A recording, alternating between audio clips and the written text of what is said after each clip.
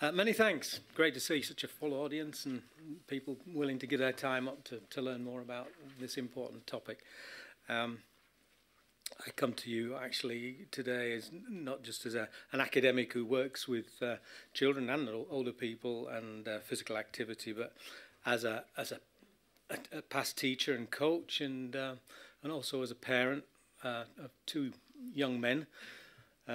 One who's very sporty and ended up working in sport development actually, and the other one whose default mode is horizontal and ended up being an actor and a singer. So both of them had terrible diets when they were younger, but they're both doing okay now, and actually they occasionally make a healthy meal for me. So it all works out in the end. So I come to you from many different roles in life, and I'm not going to present a load of data. I'm going to present some concepts, because you've really set me a pretty challenging task here, which is to basically solve the whole of the world's problems in 15 minutes. You know, motivation not just for physical activity, but for healthy eating as well. That's quite a challenge. Okay, let's get on with it then. I'd just like to set some parameters to start with, because there's been a lot of talk today about obesity, and I've been speaking about children's motivation for many years, and actually the obesity issue has only come on the scene relatively recently, in 10 years or so. So there are many reasons why we should be involving children in physical activity, and here they are, you know. So let's not forget the broader picture, because it's that big package that actually sells the value of physical activity, not just energy expenditure and so on. And I think we need to get that across best we can. So where do children get their activity from? It's quite complex. Activity is a set of complex behaviours. So actually, motivation for one element or context for physical activity might be quite different to motivation in another context. So the motivation and the determinants of active play out in the park after school may be very different from trying to understand the determinants of a youngster signing up for a football team on a Saturday morning. So it's really quite difficult to come out with any simple answer to a problem, how to motivate a child. It depends on the context, it depends on the child. And we should be looking at all these as potential outlets for youngsters' physical activity, and thinking in terms of a profile of activity. So some youngsters may be more informal in their play habits. Some will want to take up sports and learn and become really good at that particular sport. Another focus might be to reduce sedentary time as well. So all of that could make up a profile of physical activity. So it is a complex set of behaviours, not a single behaviour. And each behaviour will have separate consequences and determinants.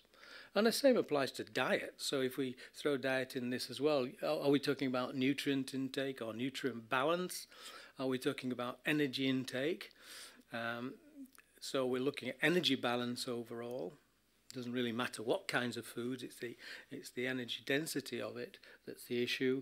And then you could talk about eating and drinking patterns, and the notion that families rarely these days or less frequently sit around the table to eat, and there's this notion of sitting in front of the telly and having your dinner on your lap, you know. So that's a complex set of behaviours as well. So once again, no simple solution. At the end of the day, what we would all like, everybody in this room would like children to eat lots of good healthy food and do lots of good healthy activity. We don't want children eating very little and doing very little activity, but some youngsters actually do maintain weight at a very low level of turnover, which is really quite unhealthy, particularly adolescent girls. So we want a high metabolic turnover of lots of good food and lots of good activity. So how do we get that is the question. Well, what are the influences on that in youngsters? These are the main ones. And I'm going to focus on parents and teachers today, but we've been doing some research recently under the leadership of Ross Jago at Bristol about the role of friendships in physical activity, and it seems really powerful. So that's in there as well. Especially as children get older, they rely more on friends to determine their behaviour for them. So it's that peer group pressure. But young children, main influence is parents, then the school becomes important. Media is always there, but friendships become more important as kids get past the age of about 9 and 10. So age is important to consider as well. So very young children, if you want to make a difference, you've got to work with parents and families. As children get older, they become more like adults. They start to make decisions for themselves. So you've got to treat the determinants of that behaviour more widely. And of course, socioeconomic status is an issue as well, because kids adopt the behavioural patterns of the environments in which they live. So you can't take a youngster and isolate them from that either, because they'll go back at the end of the day and exist in that setting. Okay, so you've got to consider what economic background they come from as well. So, you know, motivation for what? And I think I'm assuming today that we're all interested, we're all actually would put ourselves in the category of being a D here. So we're all interested in all children and the health of all children. Because I talk to some audiences and they perhaps more interested in sport performance and some children. But here we're including all children. And there may be a case for considering the health of some children because they are particularly health needy. And I would say that case is becoming more and more apparent, that we need to target a little bit more.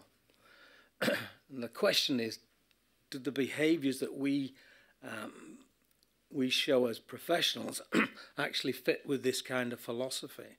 In other words, do the things that we do with children actually match up to our objectives of concern for all children?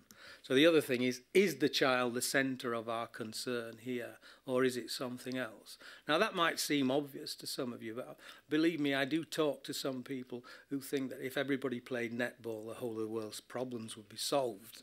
All right, so, you know, sometimes other things get in the way because we get kind of sidelined into what's important to us as professionals and forget that really it's all about children themselves. So those are some basic ground rules that I come from. Now, the rest of the talk really is about, let's go back to basics here. If we really want to understand behavioural choices, you've got to go back to understanding what human needs are, particularly psychological needs. So Paul mentioned self-esteem several times. What is it?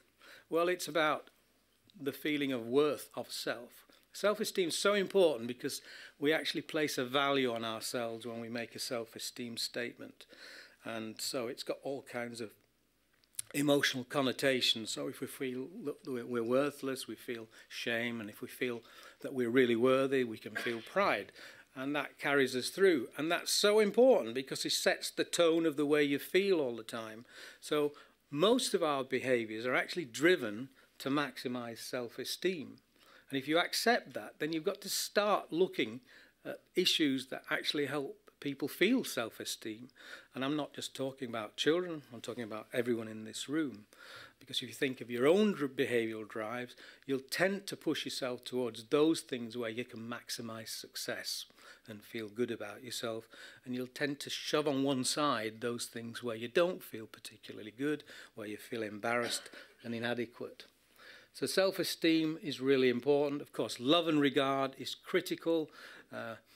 Clinical psychologists would say that, you know, if you don't get that fairly early on in your life as a youngster, then it's really tough to make up for it. And of course, a lot of youngsters grow up without that, so they're actually making up for lost ground all their lives.